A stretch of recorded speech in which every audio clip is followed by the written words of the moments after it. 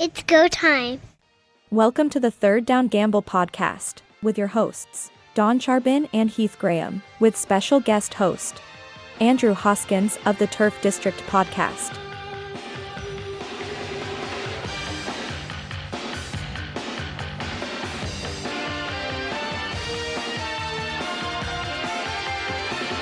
Welcome back, Andrew Hoskins of the Turf District. Again, always great to see you and great to have you on the podcast with Heath and I. Let's get right into it. The Ottawa RedBlacks start the season 0-6.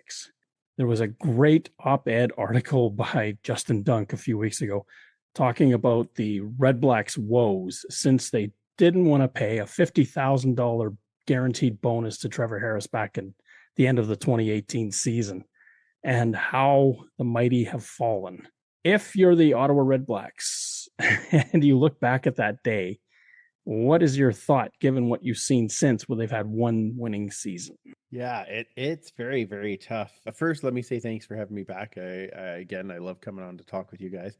Yeah, although I don't know, when you go back and think about it, would they make that change? Would they change what their decision was at the time? The idea was they would have the next guy coming. They had to trim some salary to be able to fill out some other positions. I would be more questioning some of the choices that happened after that in spending a lot of money where we didn't see results. Then there was a lot of loyalty to certain guys that then you were like, but they're not really playing very well. I think that might have bit them a little bit. It's sad. I really feel for Ottawa fans. We're just starting to pull out of our years of darkness, and it's a tough one. I want Ottawa to succeed. I want them to have a competitive team because the league is better when when all the teams are competitive. There are just times where you look and go, man, you can't shoot any more toes off. Like, they're all gone. You just keep making the choices that don't really make sense, and that's a tough one to swallow, both as a fan of the league and hoping that they will turn that around. I don't know if it's reasonable to go back 8 years to a quarterback decision and blame that on the downward spiral. Who's the longest tenured quarterback currently in the CFL? Probably Zach Collaros in Winnipeg that joined at the end of 2019. Beyond that, you're 3 or 4 seasons in with any given quarterback. Trevor Harris has really kind of come into his own late in his career as well. And I don't know if anybody really saw that with the Ottawa RedBlacks when he was there. That being said, it could be the first domino to fall that did kind of kick things off and get into this era of turmoil. This season, I thought they would be a lot better, but I've been bitten before in my preseason predictions on how I thought the Ottawa RedBlacks were going to be. 0-6 this year, and realistically this last game, they kind of pulled defeat from the jaws of victory, up 26-9 in the fourth quarter. They couldn't find more ways to lose than they did. They kept it close, and they've lost some close games this year. They're competitive, but, and I'm sure Andrew can attest to this, much like Edmonton from a couple of seasons ago, they were right in games, but just didn't have that finish to push them over the line. Oh yeah, absolutely. I can totally attest to that. And it's also one of those things where you just think, yeah, they're lacking that killer instinct, but it's something that needs to be taught, trained, and practiced. It's one of the things that I've seen over the last 2 years. When you look at where the Edmonton Elks were 3 years ago, same position, 0-5, 0-6, whatever it was.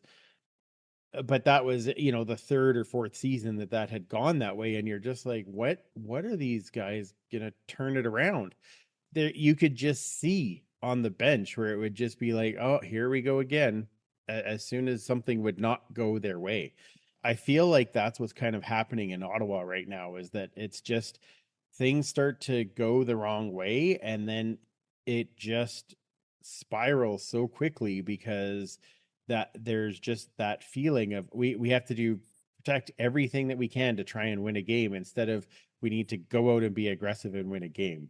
I think that is making a difference, and it's harder to play in for sure. they have a coach and a GM now that is very competitive. My guess is that he will find a way for them to be even more competitive.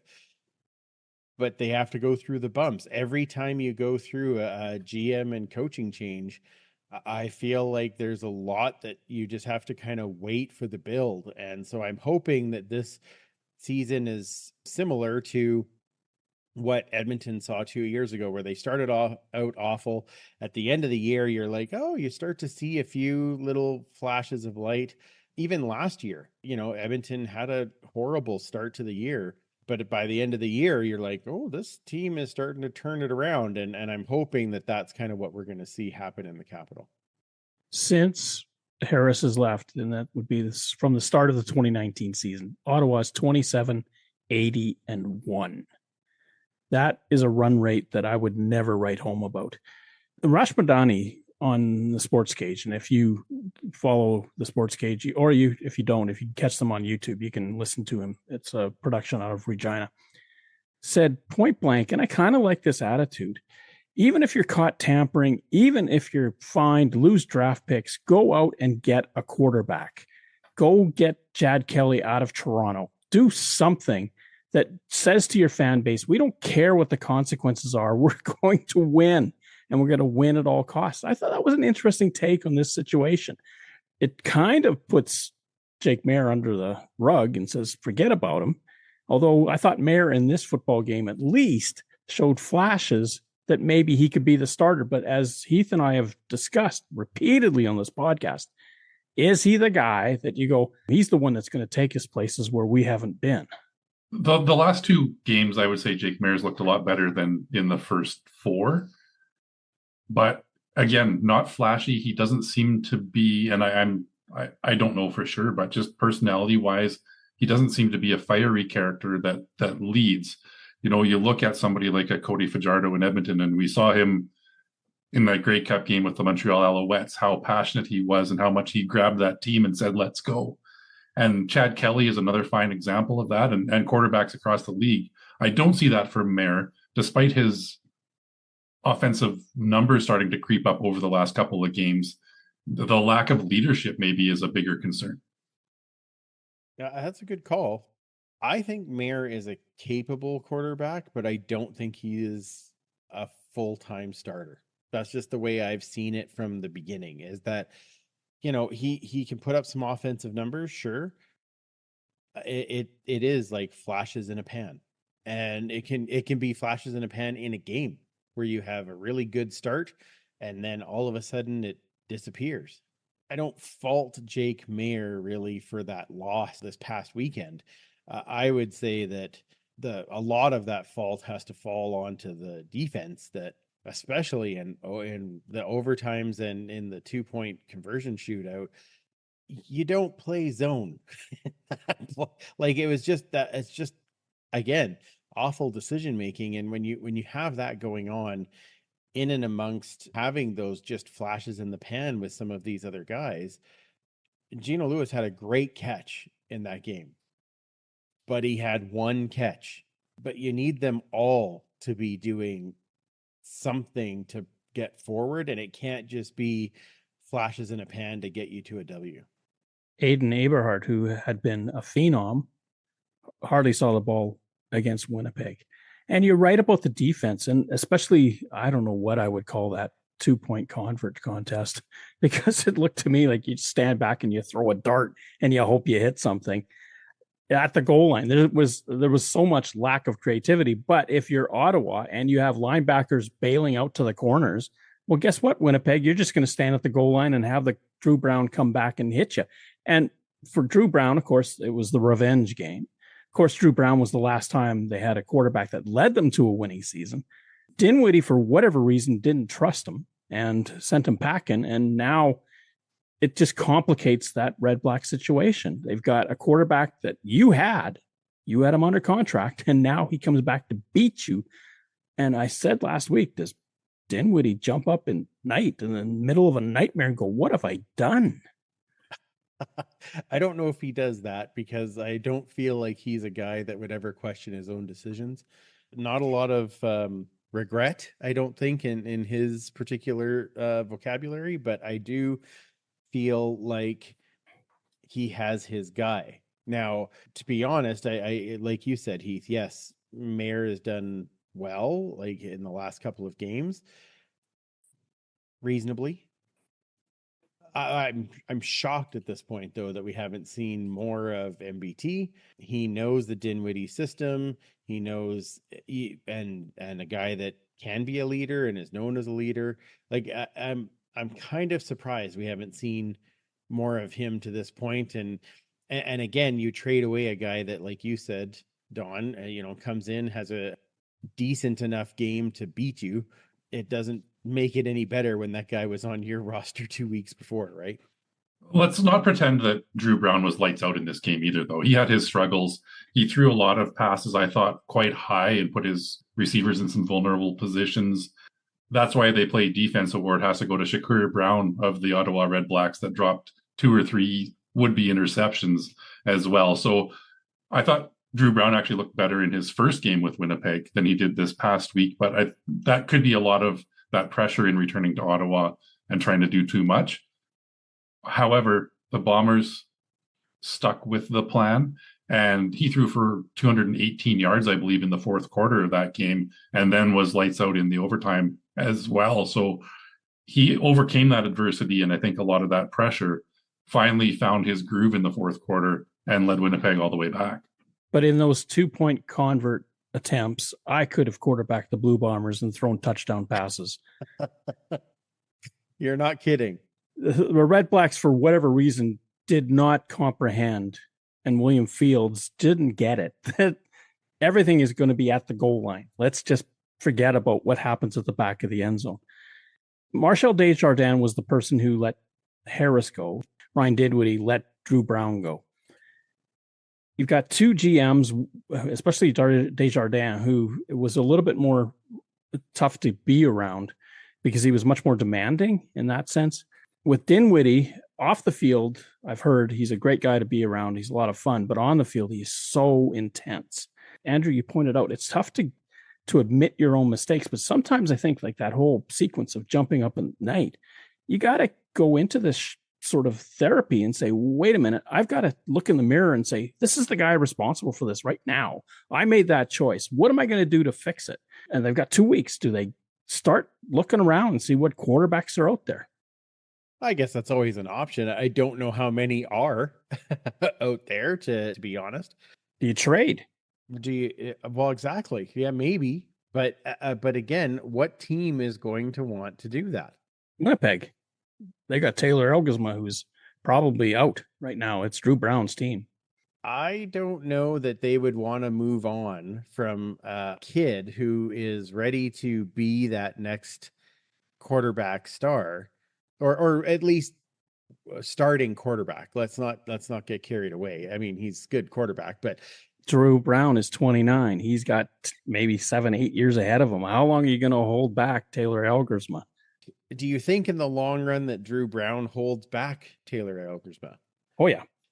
And I don't think so. Yeah, I agree with you, Heath. I think we're not far from having Polaris say, okay, thank you very much. The CFL has been great to me, but I don't like being hurt all the time. Have a, right off into the sunset. And then I think it will become a true quarterback battle, because Elgersma will have been in the system long enough to know it better. And Brown is back in the system. And yes, he can have great games and he can be a very good quarterback. I don't know if he beats out Elgersma if there's an actual quarterback battle from day one in training camp. I think it would be a really, really close battle. I don't think Winnipeg is ready to give up on having 2 good quarterbacks, because if we've learned anything in the CFL in the last 8 to 10 years, it's that you need 2 quarterbacks to get anywhere, because at some point your main guy is going to go down and you're going to have somebody that can step up and win some games for you. That's a great point, and especially with the needing 2 quarterbacks, we're starting to see that now. We've got Nathan Rourke hurt in BC. We've got Bo Levi Mitchell hurt in Hamilton. We've got Zach Collaros on the 6-game list in Winnipeg. Davis Alexander has shown a little bit of tightness in that hamstring. He hasn't missed any games yet. I hope he stays on the field. Again, you've got to start that succession planning. I would more likely see Bryce Perkins get pried away from Winnipeg right now than Taylor Algersma. I don't think they're going to walk away from a 6'5" Canadian quarterback prospect right now without giving him a fair shake. I do believe this is Zach Collaros' last season as a player. Drew Brown possibly will be the number one guy next year. The Algersma era is coming in Winnipeg. I don't see them willing to trade it unless it's something too good to pass up, and I'm not sure what that would entail. Well, let's go back to what Howie Mooney told me on a podcast a few episodes ago. Frank Clair, famous quote, if you got two good quarterbacks, you've got no quarterbacks, because you're just constantly having this battle between these two. And at the time that he was talking about it, he had Russ Jackson and Ron Lancaster. He had to get rid of one so that he had one paramount quarterback, one prime quarterback. And I think Winnipeg is going to be in that same situation. If you think that Brown and Algersma are going to be neck and neck, then probably one of them will have to go. What happened in Ottawa? If they were neck and neck, Brown won it out. Algersma won't sit around forever. It's fair. He won't. On the other hand, well, we know Brown's not going back to Ottawa. I think it's pretty safe bet to say that's not happening. Why wouldn't, like you said, Heath, why wouldn't Winnipeg wait until they get a screaming deal for one of them? Well, here's your chance. But what are you getting out of Ottawa? That's what I'm saying. I don't think they have the pieces that you want at this point. Winnipeg has receivers. They're not going to want to take on a Geno Lewis or a Hardy. Ottawa's not going to want to give them up either if they're going to get a quarterback in that can actually throw to them, right? I don't know where Ottawa has a piece or two that actually makes sense where you'd be trading away that kind of youth and ability. That's my thing on it. Yeah. It's a fair comment. I guess if you're Ottawa, you've got your negotiation list that you can maybe send somebody across, draft picks. You don't necessarily have to send anyone off the active roster. You got guys that are on the practice roster. Maybe Winnipeg is short in depth on something. You look at the trade with Drew Brown, it basically was draft picks and him. Yep. 100%. But that's also because they already knew that Dinwiddie wanted him out. Brown wanted out. Exactly. Yes. Right. So having this situation, I don't think either of those guys are like, put me on a different team. Winnipeg's not shopping them like Dinwiddie was shopping Brown, is what I'm getting at. So the return has to be that much bigger. Oh, Winnipeg's in a better situation than Ottawa was when the first trade went, for sure. 100%. 100% they are. Now, there is an exception to the rule that you mentioned, Don, about having two good quarterbacks means you have none. There's Kent Austin and Tom Burgess, Tom Wilkinson and Warren Moon. You can go through some other lists as well. People that were backing up Doug Flutie were pretty capable quarterbacks. You go through that run of Dave Dickinson, etc. It's not unusual, and I do think Taylor Algersma needs a little bit more time before he's ready to be the number one guy. But I don't think that Drew Brown, and I don't want to sound like this is dissing Drew Brown because I think he's shown some capabilities as well, but I don't think Drew Brown's a guy that you're benching your future because of. That's interesting. I think the Frank Clair point was if you have two number ones, you're in trouble because you can't play them both. So somebody's going to be unhappy. And that's where you get into this disgruntlement. And we saw Drew Brown wanting out. He's not the first guy. Jonathan Jennings wanted out of BC. There's lots of cases where quarterbacks cannot see a way forward with this team and say, get me out of here. Right. And how many times has that worked out for the guy leaving? I think that's the other part, right? You're not wrong in that people get impatient and want to get into a spot where they're going to be playing more, but maybe then they're going into a system that doesn't really work for them. And that's exactly what happened with Jonathan Jennings, right? That's exactly what happened. Casey Printers, same thing, right? Wanted to be the starter and then just couldn't, lights out in the year that he takes over in that system in BC, but then goes to Hamilton and can't hit the broadside of a barn. So, I mean, I get what you're saying, but I think Winnipeg, which is really the only, well, let me rephrase that. I guess Edmonton has two very capable quarterbacks in Taylor Powell and Cody Fajardo. I can tell you right now, they're not interested in moving either one of them because if something happens, they want to have the backup. And I feel that's exactly. But you have an established and a pecking order already built in. Cody Fajardo is the starter. There's no illusions. Right. But that's the same thing right now in Winnipeg. Drew Brown is the starter. That's right. But Elgersma was there before Brown showed up. He was through training camp. He was the number 2. Now he's been demoted. Possibly, but I think he's still the number 2. If Collaros comes back, he's down to number 3 and maybe not even wearing a jersey. If. Yeah, I think that's a big if. Yeah. The Bombers have a few weeks probably to figure it out before they have to be too concerned about what the next move is. Well, one thing about putting Zach Collaros onto the 6th game is that it frees up some salary to pay Drew Brown. Mm-hmm. Yeah. Works out not too bad. Astute by the Blue Bombers in that sense alone. Well, maybe Ottawa reaches out and takes VA from Calgary. I mean, Calgary's just going to lose anyway. Oh, this is just wishful thinking. This is a little bit of Northern Alberta bias coming through. I don't know what you're talking about. The Stampeders gave Montreal everything they wanted and more, but the fact that they got swept by the Alouettes is a bit of a stunner.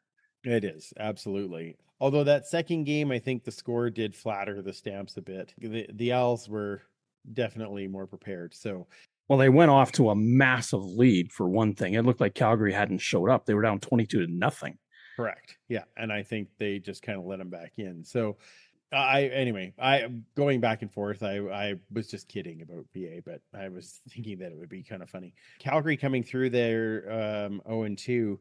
I mean, it just warms my heart, but I don't know what else. The West, where we thought it was going to be like every team is winning and together, is kind of different all of a sudden. It's kind of interesting. Like, well, with Nathan Rourke out, that changes the dynamics completely. 100% it does. Yes. 100%. I haven't heard yet how long he's going to be out. And I don't know what the severity of the shoulder injury is. If it's dislocated or separated, if it just looked like an innocuous play. Totally. The last kind of rumor I heard was weeks plural, but not long term. So take that for what it is worth. I'm guessing maybe 2-3 weeks at the earliest. Did you hear that from Mike O'Shea? Because then it probably means like 8 weeks. Yeah. Just checking. Mike would never admit that he's hurt. Yeah. Hey, we had to say weeks. That's true. Yeah. Game time decision, Andrew. Game time decision. Correct. Yeah. Game time. I don't know what I was thinking. Correct. Yes. Yeah. Trey Ford, he gets the start in Hamilton. A Ticats win. What did you think of Trey Ford? Especially you, Andrew. You had him in Edmonton. The Elks had drafted him, moved on from him. What did you think of his performance? Was it something that you're used to that you would have seen in Edmonton? Well, I think when the lights go up, I think Trey plays really well. It helps that, obviously Scott Milanovich knows how to develop a system based on what his quarterback can do. And I really do like that kind of laid out a little bit for him. He does some sandbox stuff for sure. But what I liked in that game from Trey was that there was a balance of him throwing the ball and getting some running yards in. And it wasn't too heavy one way or the other.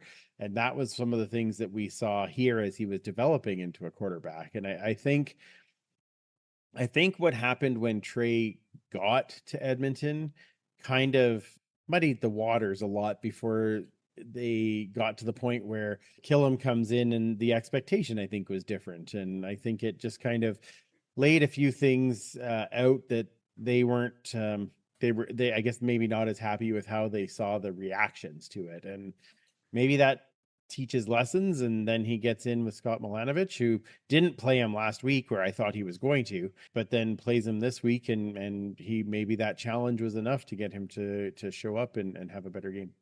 It seemed to me that Milanovich especially is the type of coach that likes his quarterbacks to stay put. I noticed in the game prior when he had to come in for Bo Levi when Levi was injured initially, where Trey Ford was out there and he was ad-libbing, and you could just see Scott Milanovich seething on the sideline, like, stop running around, just go through your progressions.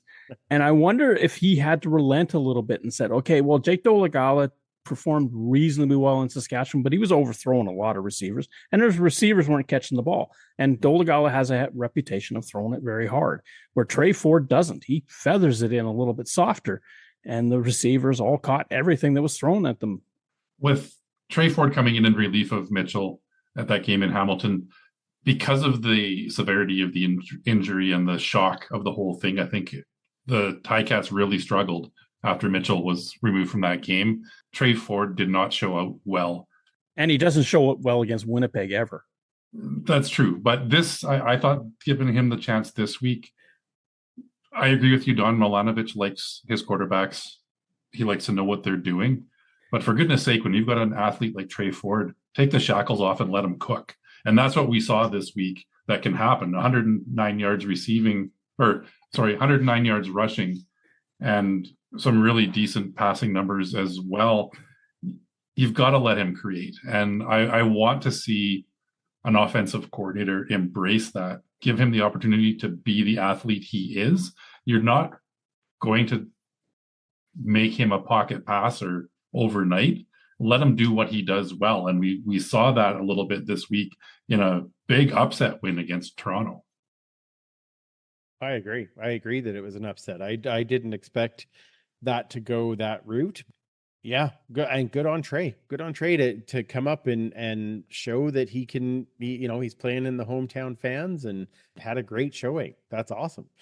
I'm curious, like you said, Don, and Heath, you're well aware of, Trey does struggle against Winnipeg defense, right?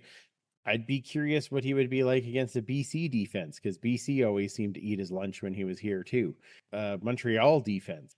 Not saying that Toronto's defense isn't good. They have some good points. I feel like they don't cover the ball the same way that those other defenses do, and they have that balance for the running and passing. And it's not just like some of those teams you just can't do the I'm going to make it up on the go, because the team already has that shut down. It'll be interesting to see how that changes. In the Jordan Younger defense with the Blue Bombers, they really do drop a lot of guys back into coverage, which takes away the possibility for somebody like Trey Ford to throw the ball downfield.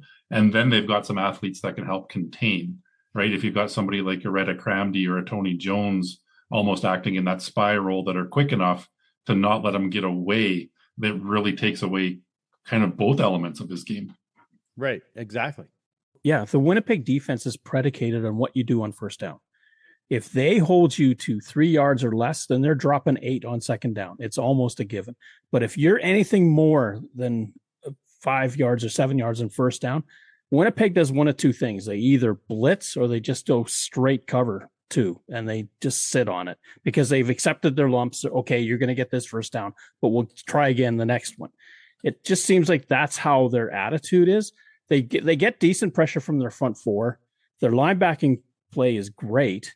Retta Cramdy has been real interesting at safety for Winnipeg, because how many times do you see him lining up at the line of scrimmage as a safety? And if you're Ottawa, why didn't Jake Merritt just eviscerate him for not having anybody over the middle protecting it? Because it's Jake Mayer. That's possible. He doesn't force it. I think you answered your own question. Yeah, I feel like that was. Oh, sorry, was that rhetorical? That's what I should have said. I had not. Sure it was a bit. Okay, fair enough. I liked what I saw from Trey Ford against Toronto. There were times when the Argonauts got to him, but he didn't get too flustered. I saw in Edmonton when he was there. When he wasn't playing, he wasn't starting. He seemed to be kind of quiet on the bench. It really bothered him. Maybe now he's got his opportunity in Hamilton. We know that the window is closing on Mitchell's career as quarterback. I'm hoping that it's not this season. I'm hoping that ankle heals fast enough, and I give credit to Jake Serezna, the man who fell on that leg and broke it in the first place. But he felt horrible that he had done it. He'd never been through that in his career, which is fascinating. But the other part of it too was he said, I want to beat their best with their best. He doesn't want to take people out. He wants Bo to be on the field at the end of the game, and we still took care of business. Now, as it turned out, neither quarterback on the field in Hamilton, Winnipeg versus Hamilton, and the Bombers eked out a 14-13 game. I agree with that sentiment. Let's beat them at their best with their best. It's the way things should be. Totally agree. And that's we talked a bit there about the Nathan Rourke injury and how it really innocuous, like you said. There was no intent. There was no, oh, this guy rolled backwards. It's just the way he landed. And lots of people will say, well, that's why Edmonton won, because Rourke wasn't in the game. Maybe you're right. It's unfortunate that you don't get to find out.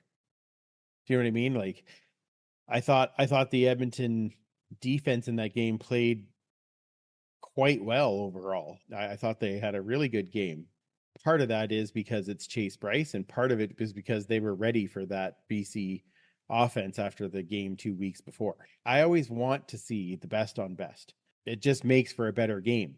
We also know this game, there's no mercy when it comes to these things happen. And who's the next guy?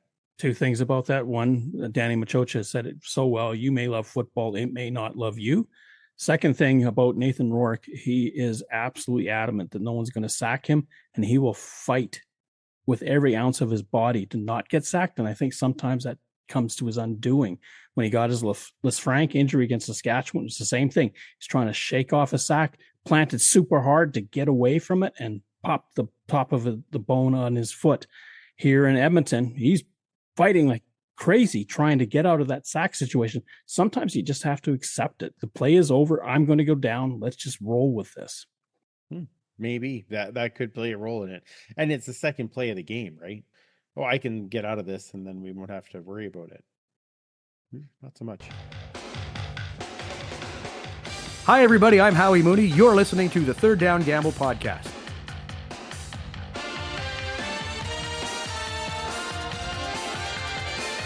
Dave Dickinson, he's not the gentlest soul when it comes to dealing with the media, nor is he a happy soul when one of his players gets called for a penalty, which he sees wasn't appropriately called. Travis Tice catches a pass, is pushed towards the sideline, looks like he's out of bounds, and then Benny Sapp comes in and just unloads on him, sends him 180 right down to the ground. Flags come flying, unnecessary roughness, Calgary.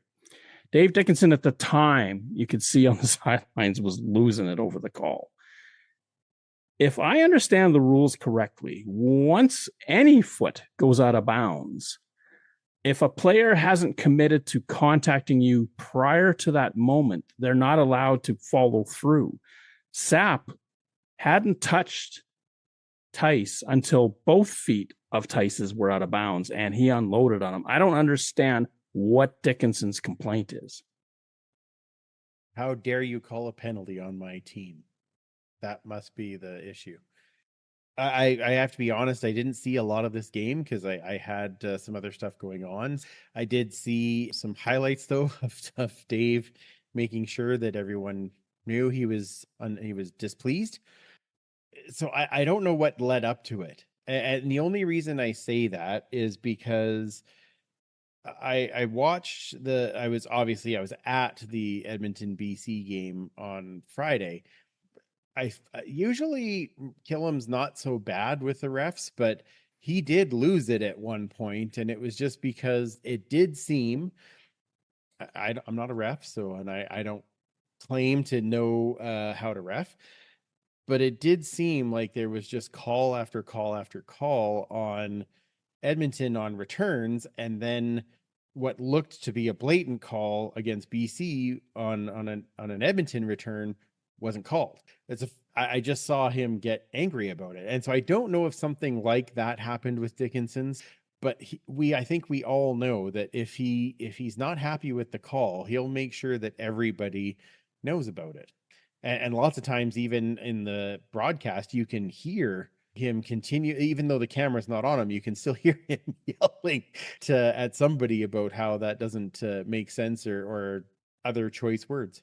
I'm just looking, I've been watching the replay here as you've been talking, Andrew. I've watched through it here a few times. If unnecessary roughness, I believe, was the call, that is a correct call. That is a definition of unnecessary roughness, in my opinion. If Travis Tice is headed towards the sideline, he's already got one Calgary defender on the ground that he's engaged with and angling towards the sideline. There was no need for Sapp to fly in the way he did when one hand on a shoulder pad would have pushed him out of bounds. This is an overreaction by Dave Dickenson. And sometimes, Dave and all the coaches out there, your team and your player is in the wrong. 100%. It's sometimes it's tough for coaches to ever admit to something. And Dave Dickenson, far be it from him sometimes to ever do that. In this case, I agree with the league completely. When you look at the play, Tice has slowed down, and he is, by the time Sapp hits him, he is beyond the sideline stripe. He is well beyond it.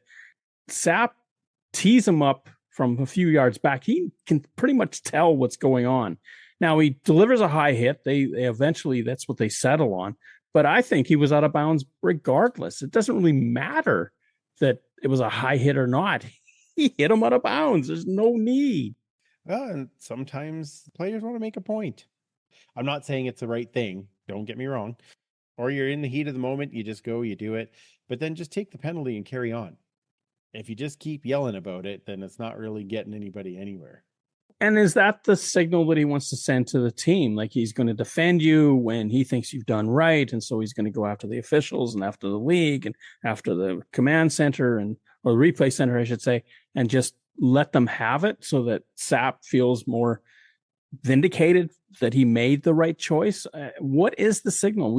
I remember his brother in Saskatchewan would defend guys that got suspended. Mm-hmm. It just, to me, at some point, you've got to say, look, this isn't acceptable. And one of the things I saw in that game, Winnipeg and Ottawa, Winnipeg took a roughing the kicker penalty. I didn't see anybody from the Winnipeg bench run on the field and scream about it. What did they do? They brought the player that caused the infraction, took him to the iPad and said, don't do this. This is what you did. This is what you need to do. It was a teaching moment. Mm-hmm. I think the same thing, also continuing with that game, there was a roughing the passer call as well by a Winnipeg rookie defensive lineman that came through the line and popped Jake Mayer for a 25-yard penalty. And that was the right call as well. Again, Mike O'Shea looked disgusted with the player and the play, not with the refs for calling the penalty. Mm-hmm. If that happened with Saskatchewan, I think we'd see the same thing. Now, we know that Dave Dickinson's a very intense coach. And when his team is struggling, that's ratcheted up. At some point, you got to look at the situation and go, maybe I should back away from this one, because even if I'm making the point, I don't know that I'm going to land very well. I think he's a little beyond worrying about that. I think it's more like, hey, I don't agree with it, and I'm going to make sure that you know about it. Doesn't matter. All the rest is out the window. And I agree with you, though. The struggles probably inflame the frustration. Benny Sapp has been released by the Stampeders. Okay, that part I didn't know, and to me, that actually it's a little bit funny. Was that after he watched the replay? Just curious. He didn't see it. He didn't. Oh, okay.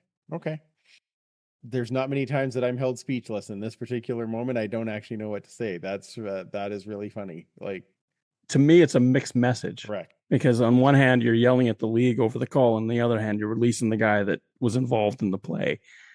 Yeah, very true.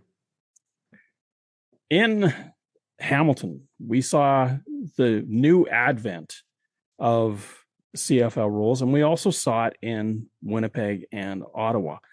What did you think of the idea of going to, I would call it a shootout, with the 2-point converts in Ottawa to decide a winner?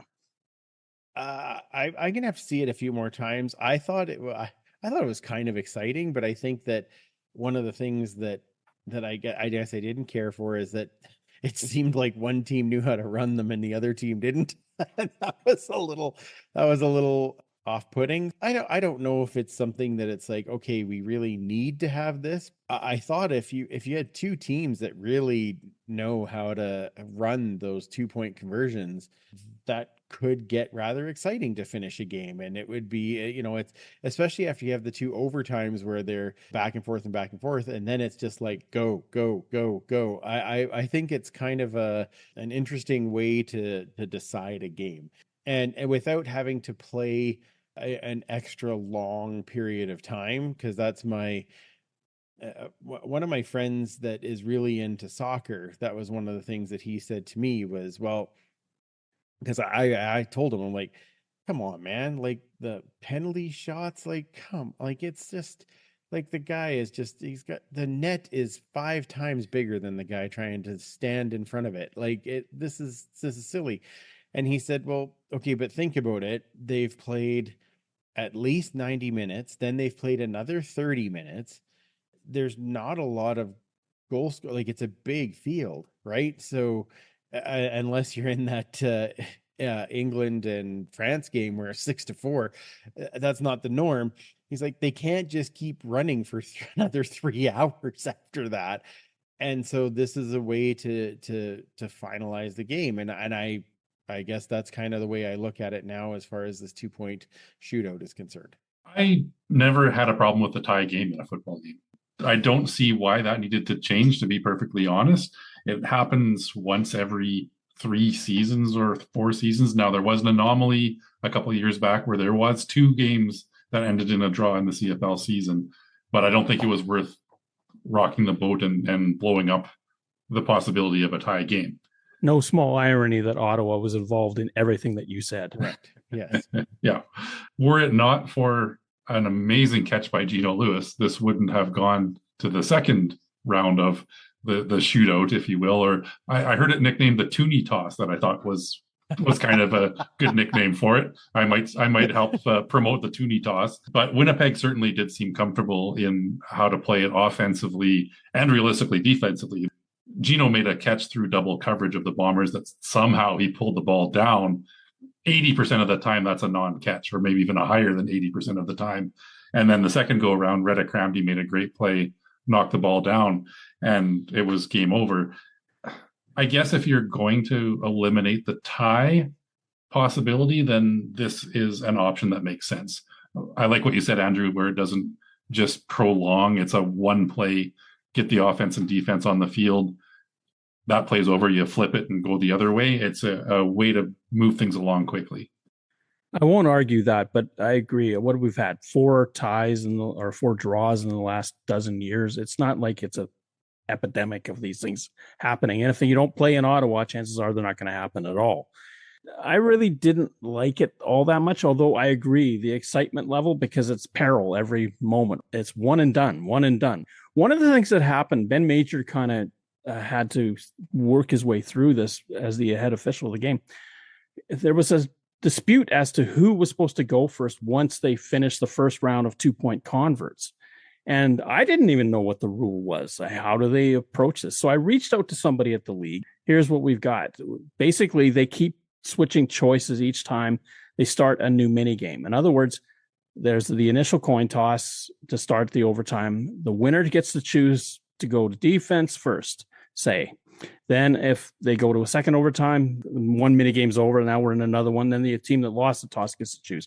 In the 2-point convert, that same process works over again.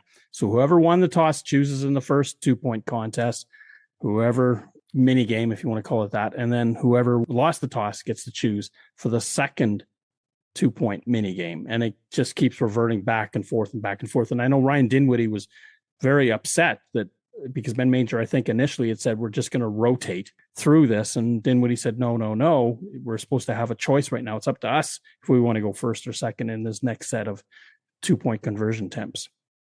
In defense of everybody involved, this is the first time it's happened. Yes. They didn't even run through it in preseason games, I believe. So it was a learning experience for all involved. I'm sure the officials will get together and debrief this game and talk about the rules and how it should be applied moving forward. I have no problem with the way this one played out. It took them a little bit of time to figure out the right way to go about it. They took the time and they did it. I love Ben Major. I think he's one of the most entertaining officials in the CFL. Oh, I don't put it on Ben at all because it was brand new. And who had been briefed completely on this? There probably was a memo saying this is what's happening, but you're 7 weeks into the season almost, and it finally shows up. Ben just had to work his way through it, and he did. He got it right in the end, and that I have no problem with what he did. And Ryan Dinwiddie for standing up for what he thought was right. Yeah, that's fair. I do. It's funny, we're talking about the 2-point. The Toonie-toss, sorry, Heath, I'll get better at it. The Toonie-toss back and forth.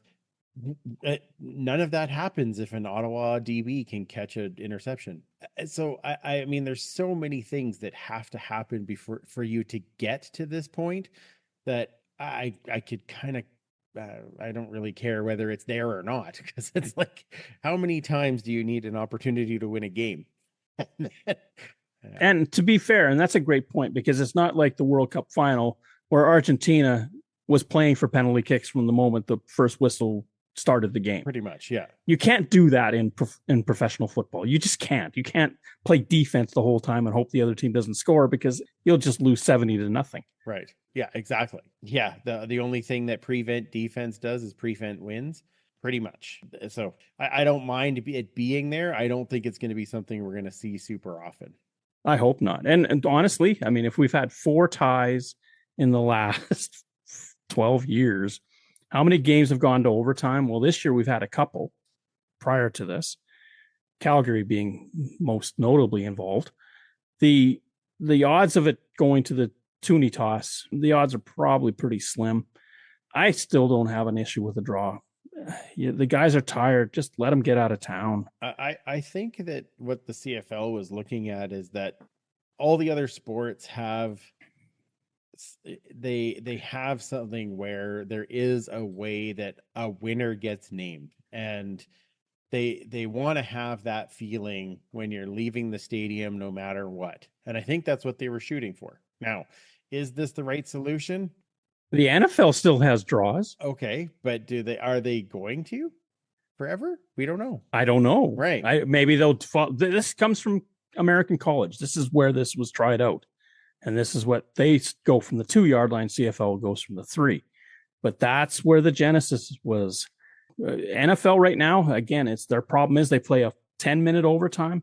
How much energy do you have left after 70 minutes of football? Right.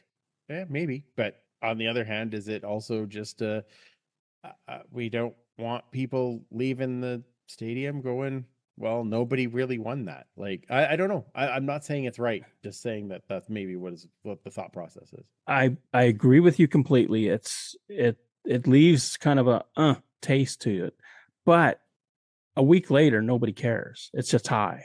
The game ended and it mucks up the standings, which is fantastic. Creates all kinds of different combinations that weren't there a week before. I don't have any problem with games ending even. The CFL, I mean, Stuart Johnson, he's reshaping the universe. He obviously did. Yeah, he felt that wasn't necessary, I guess. One other rule that we hadn't seen until it came up in the Toronto-Hamilton game was Lirim Hajrullahu missing a field goal in the final play. And years gone by, he drills that ball out. He did that against Saskatchewan a couple of years ago. And he gets a single point, and the Argonauts move on. This time, no single point, and the Tiger Cats win the game. Thoughts on that finish? Well, it's rather dramatic, to say the least. What I found interesting in that is that he wasn't lining up to hammer it. He was trying to get it. He was trying to obviously put it through to win. But if it was going to miss, he wanted it to land inbounds. So there was an opportunity to even try and have the returner pick it up and maybe get a point. So I did think it put a different twist on it. I mean, if he had hammered it and the Rouge was still in place the way it was, it goes through, they go to overtime. I don't know that I'm really that upset about it either way, but it was definitely some drama because Hajrullahu very rarely misses on something like that, and just wide is a big deal in that game. Well, it's 2 weeks in a row now that he's missed a 41 yarder that could have won the game, or in the previous one kind of put things out of reach. I don't know if I need to rehash my opinion on the Rouge rule other than, well, I guess maybe I will. I'll rehash my opinion on the Rouge rule. I liked it the way it was. I have defended the Rouge. I thought the one tweak I could live with was as long as the ball lands in play, touches grass or player, and goes through the end zone, it's still worth a point. So in this case, sailing through still would be a non-single point. But I still will stand by, if that ball touches the ground or a player, it's in play and a point should be awarded. That I agree with. I 100% agree with you, because the one thing, and we've already seen it happening, where there's a punt and the returner is backing away from it so that it'll just roll out of the end zone. That's taking away returns. We don't need something that's taking away one of the plays in the game. So I totally agree with you, Heath. If it bounces and goes out, no matter if it touches field or player, point. If it doesn't and it just sails through, no point. That would have been the change that I would have been happy to see. I totally agree. One of the things that really bothered me, Javon Leake, who's one of the best returners that this league has, standing in Ottawa and watching that ball roll a yard out of over the goal line and then a yard past the flag and going out of bounds. One of the most exciting players in the league is standing there with his hands on his hips watching this. And I thought, to me, that's just not a good look. If I'm in Saskatchewan and I pay $100 for my seat, that's not what I come to watch. I want to see action. I think we saw that in the Ottawa-Winnipeg game as well. It was negated by the roughing the kicker penalty, but Trey Ford let a ball bounce that he thought was going to go through the end zone. He stood there and watched it. It did stop, and had there not been a penalty, he would have conceded the single. Same thing. You want to talk about exciting return guys? That's another one that when he gets the hand on the ball, he makes things happen. Took away from him even thinking about returning it because he thought it was probably going to bounce through. And make it simple. Anytime the ball is kicked in the air out of play, that's against the kicking team. Anytime it touches the field, then that ball is live and you have to go get it. And I don't want to see Trey Ford, Javon Leake, Tyreek McAllister stand there and watch a ball roll past their feet. I want to see what they can do with the ball in their hands. This, to me, is an absolute fail. I think the idea is okay. They just went too far. That's my feeling on it. The idea of no single on the ball sailing through the end zone, fine. Correct. That I'm fine with. But if it touches the field of play in the end zone, that's on the return team. That's a point there. You better get it out. Or if it touches the field at all. Yeah, anywhere. Or a player at all. If it rolls out that end zone, it's a point. Because I think the trying to work on that whole sail the ball out at the 2. And I think that would take that part of the game away, which I think takes away some of the talented kicking that can be in this league. So I don't want to do that either, but I do want to make it so that they miss that and it bounces on the 2 and then rolls into the end zone. Either grab it and run, or that is a point. Agreed, totally. I think that's fair. That I can get behind. Third down.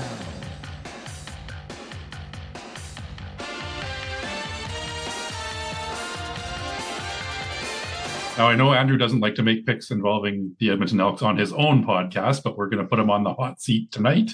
Game 1 of this week in the CFL is Thursday night with the Elks in Regina taking on the Saskatchewan Roughriders. The Riders are a 4.5-point favorite at home. Gentlemen, how do you see this one playing out? Oh my, that's a tough one. I mean, you got your top 2 teams in the West right now. Edmonton has had the benefit of playing Ottawa twice and BC Lions with Chase Bryce once. So that definitely, all you can do is play the people in front of you. Don't get me wrong, and they have found ways. But this is a tough game. Edmonton, it's a shorter week for Edmonton. Saskatchewan's coming off a bye, and they've got to play in Saskatchewan. That's not a great recipe for the Elks to succeed. On the other hand, I'd be crazy if I didn't pick them. So go Elks, go. I say they're going to win. I'm going to go the other way. I like the Rough Riders at home. Coming off the bye, it's almost dynamite for any team on the road to face a team at home that is coming off a bye. A strange stat from the last 2 times they met in 2025. The Rough Riders didn't score a point in the fourth quarter. The team split the series, Saskatchewan winning 1, Edmonton winning 1, and the games were close. Saskatchewan, to me, the situation that they're going through with the loss of a teammate, if you're Corey Mace, you've got to wade through this situation very carefully. You've got to address what's going on in the room because it's top of mind on everybody. How well he does this is really going to measure him as a coach. The Rough Riders have to find a way to pull together. Maybe the spread is a little bit tough, but I think they can cover and beat the Elks this time. Well, I maybe keep both of you happy. I'm going to be on the fence on this one a little bit. I'm taking the Riders to win, but the Elks to beat the spread. I think Cody Fajardo coming back to Regina will have a bit of a chip on his shoulder and keeps this one close. I'm going to say the Riders by a field goal. Ooh, wow. If nothing else, Don, I'll be sitting with you. So we better bring our blood pressure pills. It's one of those things that happens in these games. Edmonton just finds ways to keep things very close. That's not great for my heart, but we shall see. It should be a good game either way, and I'm excited to have the back-to-back. It's always fun to have those games because of the changes that they have to make, and they have the same amount of time to prep for that next game. Kind of excited to see how that all plays out, and again, my first time at Mosaic, so I'm pretty excited to see it. Heath went through Labor Day last year where Devon Campbell intercepts a 2-point convert and takes it the other way, and we're still talking on this podcast. That's good. Yeah, very good. I should maybe weigh in here a little bit again. I did say the Riders by a field goal, but given Alex Hale's struggles this season kicking, Rough Riders by 3, maybe not by a field goal, but by 3. Oh, okay. Fair enough. Fair. Friday Night Football sees the Calgary Stampeders head to Winnipeg to take on the Blue Bombers. Drew Brown and the Bombers are a 1.5-point favorite at home. Is this a reasonable line with his third start as the Bombers' number 1 quarterback, or does Vernon Adams Jr. and the Stampeders come in and ruin the party? Boy, oh boy. Stampeders are playing a little upset, I think, right now just because of what's happened against Montreal. And Montreal, in my opinion, is the top team in the league right now in the way that they're playing. Now there's a few weeks of Drew Brown on tape. He found a way to get the win against Ottawa, but like I just said about the Elks, they had the benefit of having Ottawa twice. And so I think that line is interesting just because I know Calgary has such firepower. I know that the Bombers defense definitely steps up, but I think Vernon Adams doesn't like losing that many times in a row, and especially not when they had a chance against the top team twice. They kept it close. I will go with people south of us to win this game, as hard as it is to say that out loud. Calgary this year has got to find a way to do something in the final minute that brings them to victory. They lose to Saskatchewan in overtime. They lose to Winnipeg on opening night where they kick off the ball through the end zone. The Bombers get the ball at the 50 and only have to make 1 completion to set up the game-winning field goal. They lose close to the Alouettes twice in a row. What else does this team have to do? And then in Montreal, remember, they're down close and they get a ball batted away. This time they get a fumble. Montreal 15-yard line. They're looking like the Elks were 2 years ago where they found different ways to lose football games at the beginning of the season. Stampeders defense, even with the changes that they've made, that front 4 is great. Drew Brown is going to be pushed to the limit. It's Winnipeg at home, and I can't get away from that. I have to be with Andrew on this one. Even though I am the Bomber fan on this podcast, I think that what we've seen from that Calgary offense and the struggle of Winnipeg's defense to make stops, and they have a tendency to give up some long touchdown drives. This one should be an entertaining game, but I think the Calgary Stampeders pull off the victory. Oh, I didn't expect hearing that from you. That's because every time he picks against Winnipeg, they win. You That's true. Yeah. So, oh, it's reverse psychology. I see now. All right then. A little bit of reverse psychology. If there's one game a week, I hope I'm wrong. It's the one where I pick Winnipeg to lose. That's right. Yeah, fair enough. Yeah. Saturday evening, the Toronto Argonauts are in BC to take on Chase Bryce and the BC Lions. I think because of the injury to Nathan Rourke, the road team is the favorite by 3.5. Wow. 3.5 to Toronto. Hey, well, if the beginning of the season was any indication about how Toronto can pick up that offense as needed, and they play like that, and Chase Bryce plays anything like he did last week in Edmonton, I would have to say that 3.5 is probably a little low. And I'm gonna, even though the hardest thing about this is the 3 time zone difference for Toronto. It's a very, very hard thing to go out to the coast and win in those situations. That BC defense is no joke. They don't mess around. But Chad Kelly and the BC secondary is a hit and miss at best. I'm going to give this one to the Argos. The time zone shouldn't be as bad because it's an earlier start time for the game. Typically, the Lions would love to start the game at 8 o'clock. And if you're coming from the East, you're starting basically at 10 or 11 your own bio clock back East. The Argonauts, the trail that they have blazed, the season they were in Montreal, then Ottawa, then they went to Regina, then they went to Calgary, then they went to Winnipeg, and then they went back to Hamilton. Now they're flying all the way back out the West Coast. And I really thought in that game in Hamilton, especially as the game wore on, that the travel and the lack of practice started to add up. And I think this is the problem for the Argos going into BC. It's going to be warm in BC Place. They're going to be tired from this journey that they've been on with the World Cup displacing them for so long. And Chad Kelly is very upset about the schedule that they got handed because of all of this. You can see some cracks starting to form. Is Cameron Judge going to be back in the lineup? He's a monster at linebacker. That defense has been hurting. They've been giving up a ton of points. Even with Chase Bryce, I kind of like the BC Lions at home. This is the matchup of the two teams that have been displaced because of the World Cup. Finally, BC gets a home game in their home stadium. On paper, the Argonauts should win this one, given what we saw from Chase Bryce and that BC Lions team. Again, now that they know Rourke is out and Chase Bryce gets those number 1 reps, Buck Pierce can begin to build a game plan around him. They need to get James Butler more engaged as well. They need to get the ball to Keon Hatcher, let him do what he does best. That 4.5 point spread, that 3.5 point spread seems a little high to me. And I do think that the Lions at least keep this one close, pull off the home upset.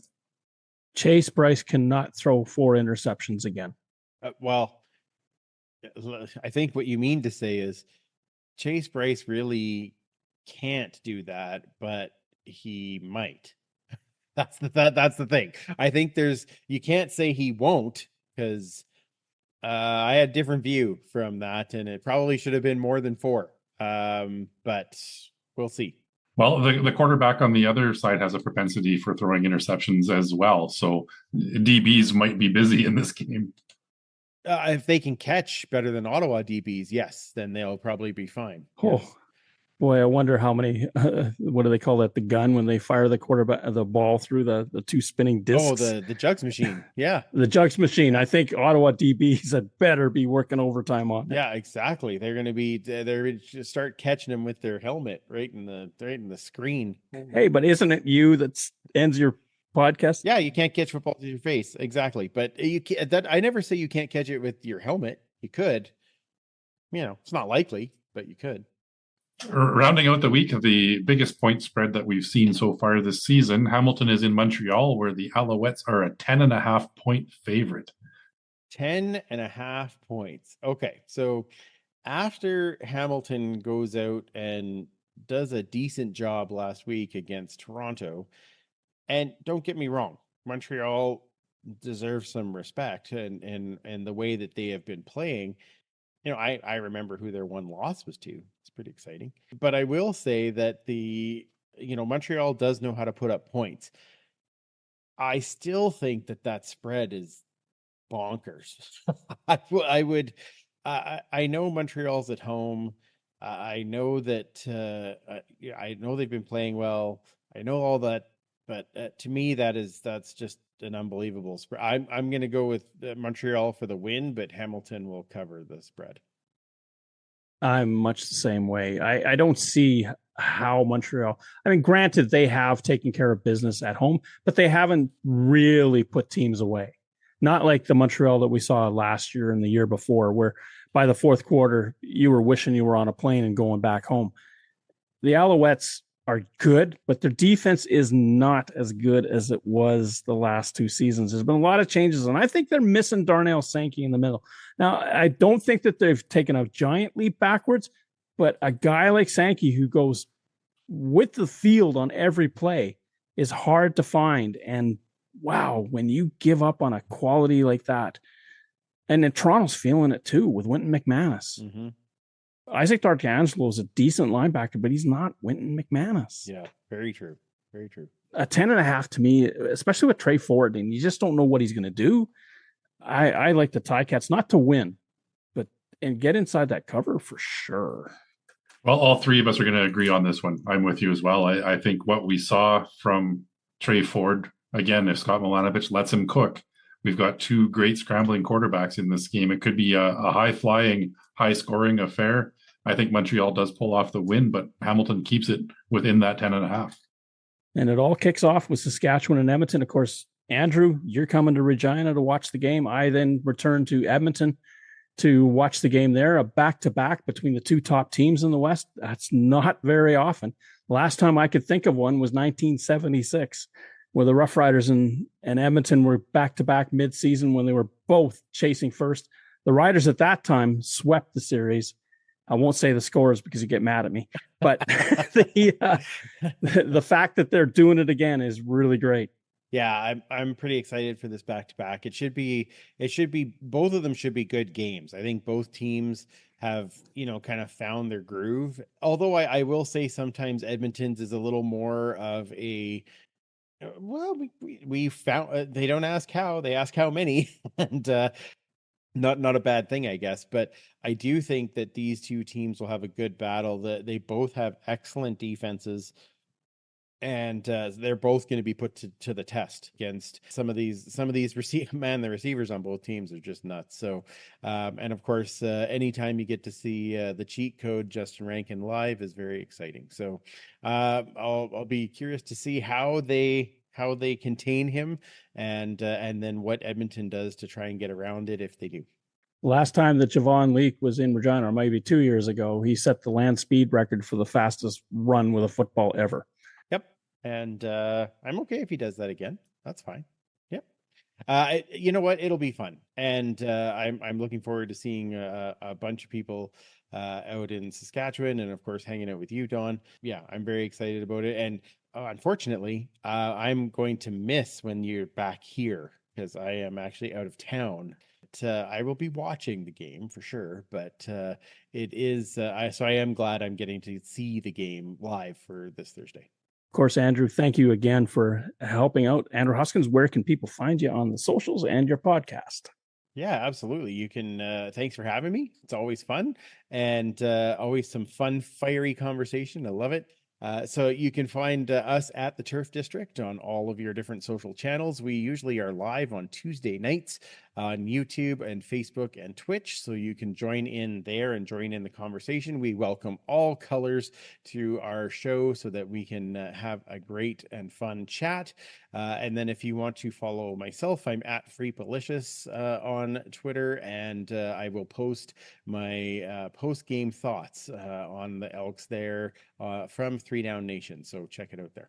And a happy 20th anniversary to the greatest play in Edmonton and Winnipeg sports history. Okay, shut up. That's not okay. That's not okay. I was at that game. My therapist told me to stop talking about it. It's awful. Oh. So I was living in Brandon and watching it in my apartment and getting ready to go to bed when the Bombers were like throwing the game away. I remember I threw my remote at the couch. I was mad, and I'm just standing there. I'll watch till the end. and then couldn't sleep. So Okay, I was in where we would usually watch the game. My wife had fallen asleep, and I was kind of half dozing. And then, like, they're our own 10-yard line. And all of a sudden, I look out and I hear this scream, and I went, "What the?" And I jumped out of my chair and I woke her with a start. They friggin' scored. Oh my! I was in the stands watching that, and it was so bad because I saw the lineup and I saw how they were lined up in the back, and I'm like, "That's no, get on him, Milt Deagle." I can't. Oh my God, I was so upset. I'm like, this is not okay. That's not. That was. Isn't it funny how you can see stuff coming too? Like I always say, there's one game in Winnipeg in the Kevin Glenn era, and I can't remember who they were playing against. But you know how Kevin Glenn threw those really untimely picks just about every game. And I was looking at a lineup, and they had just one receiver wide left and one DB, and they're the only ones over there, and everybody else was crammed right. And I'm like, it's weird that those two are just like isolated over there. Pick 6. Yeah, I remember him doing that to the Rough Riders in the 2017 Eastern Final. 40 seconds to go. I said to Nadine, they've got the ball. Don't let Glenn throw an interception. What does he do? Right. Pick 6. Right there, right? Yeah. Like, just, for the love of. Oh, well, that's what makes football great, because you just never know. Does it make it great? Come on now. Not that day. It didn't make it great that day. Not for me. Yeah, I do remember being at that game, that Winnipeg game, and as Milt was running down the field, I just remember like folding in half. You and Machocha. We had the game. Well, do you remember, it was sometime, I think about 2.5 or 3 minutes to go in the game. Winnipeg gambles deep in their own zone. Glenn keeps the ball, makes the first down, and then fumbles it. And Edmonton gets it and goes down and scores and takes the lead. And that's probably when I threw my remote. That's right. Yeah, I know it was a turnover. I didn't remember all the details, but I know it was a turnover, and I was mad. Fair enough. Yeah, that was painful, but 20 years, hey? Yeah, 20 years.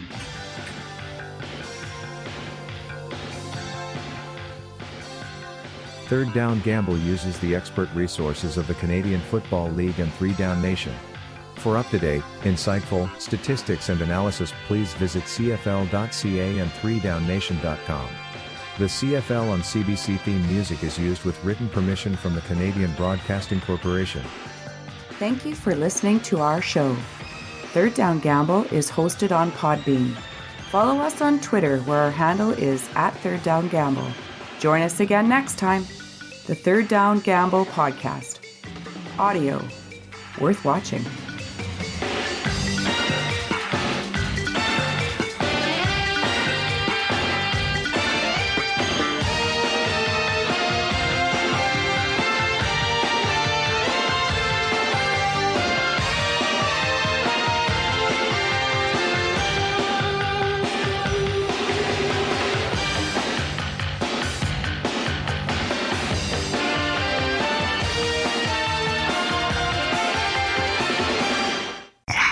On Thursday, July 20th, 2006, Winnipeg pulls off an unbelievable comeback victory in Edmonton.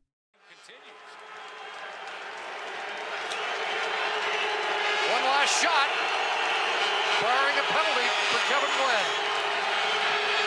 Downfield for Stiegel, he's got it! Oh, no! Stiegel! Are you kidding? This is unbelievable! Touchdown Bombers! Remarkable touchdown of Milt Stiegel's career. 100 yards on the final play, and it's 133 touchdowns in his career. Well, they didn't want a pass interference, but they forgot to tackle. Unbelievable. And Suits, now we have seen everything tonight. And he ran by 2 of them, one including Malcolm Frank, the veteran. Unbelievable. The last play of the football game, and the future Hall of Famer finds a way.